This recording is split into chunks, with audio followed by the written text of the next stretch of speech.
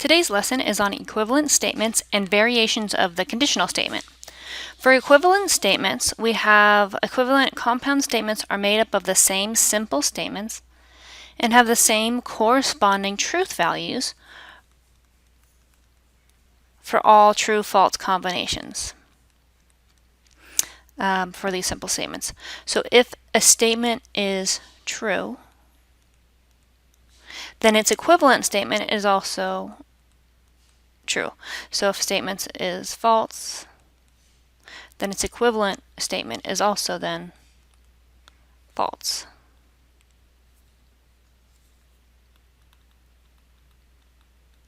So the symbol,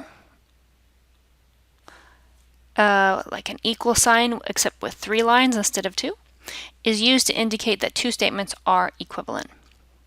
So let me give you an example of that.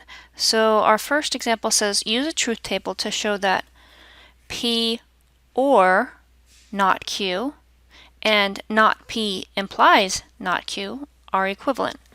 So I need to do both truth tables and then compare what the truth values are for each of those combinations.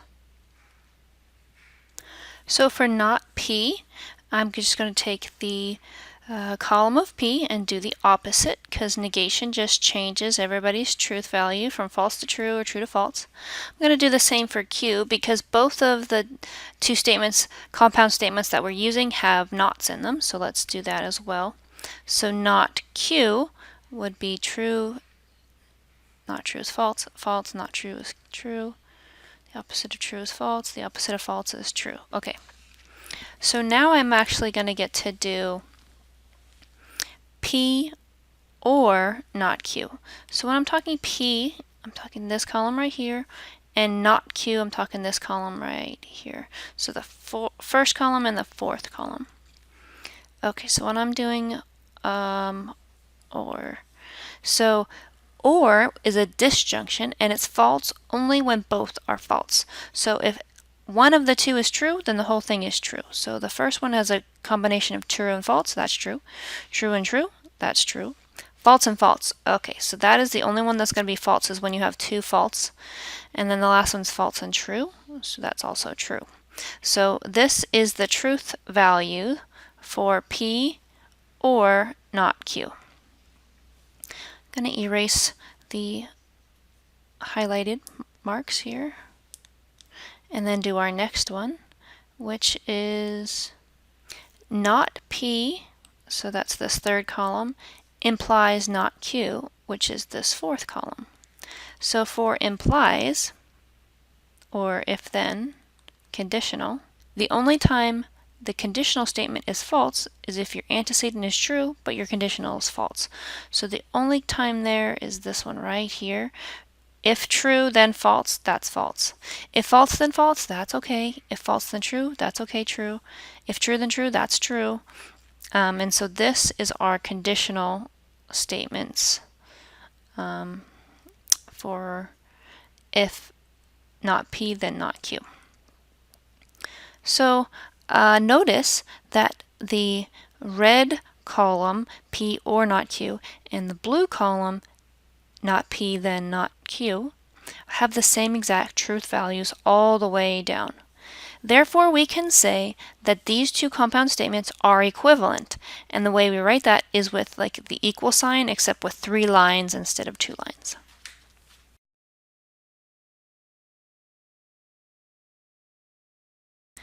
So we're going to determine if P and not R implies Q, and not P or not R implies not Q are equivalent or not equivalent. So we don't actually know what the answer is yet. It might be equivalent, it might not be equivalent, whereas our last problem, it actually told us they are equivalent and just show it. So this one we're not sure, it may be or it may not be. I've already done the top columns. I have to have a not P and a not R, and actually I'm going to have a not Q a little bit later too. So I'm just going to go ahead and do not P. So because there's 3 statements here, P, Q, and R, that means I have 8 total combinations of true, false. So we have not P, that's false, false, false, false. and then true, true, true, true. Notice this is not R, so make sure you're looking at the R column.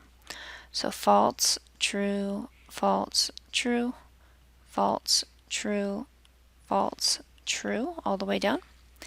And now I'm going to be doing a conjunction or an AND problem between P, which is regular P, and not R.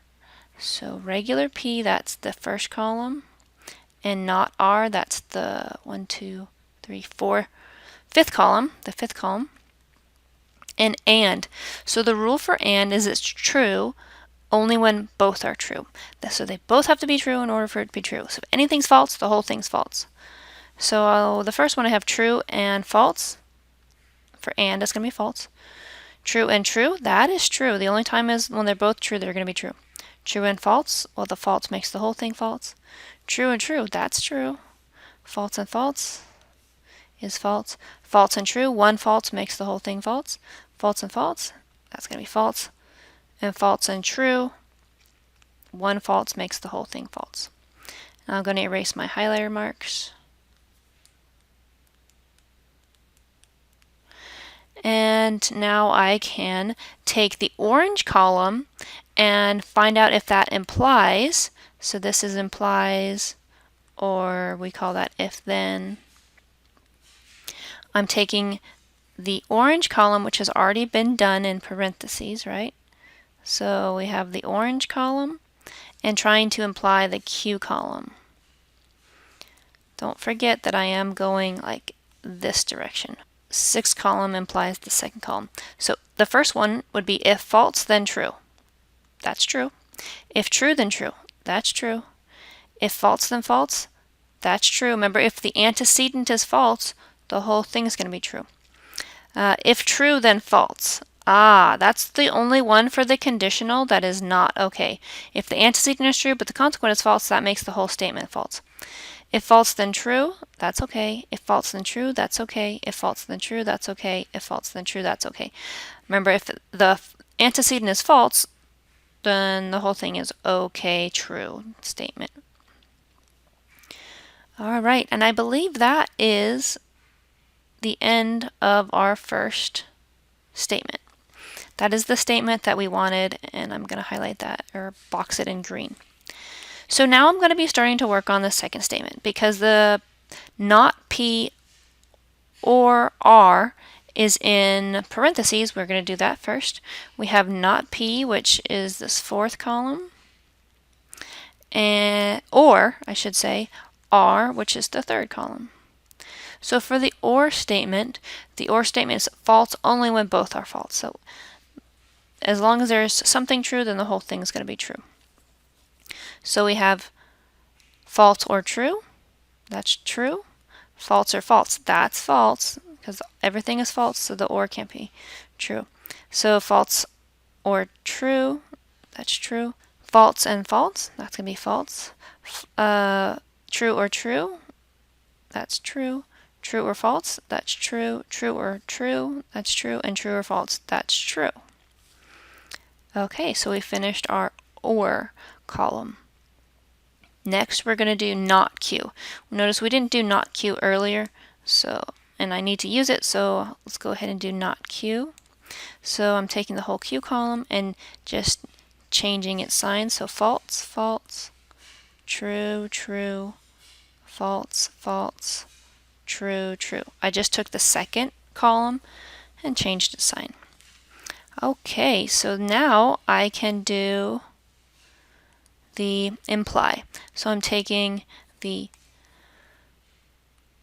or column in purple here, implies the not Q, that's this column to the right of that.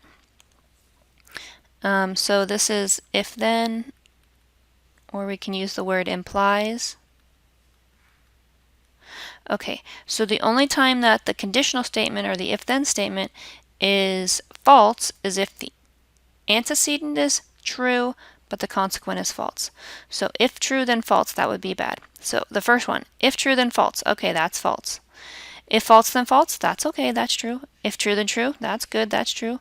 If false, then true, that's okay. As long if the antecedent is false, you're okay. If true, then false, uh-oh, that's not okay. If true, then false again, that's another false. If true, then true is true. If true, then true is true. So now we have our second compound statement's truth values. And what we're going to do is compare the first set of truth values in green with the last set of truth values in black. Do every single one of the combinations have the same exact truth values?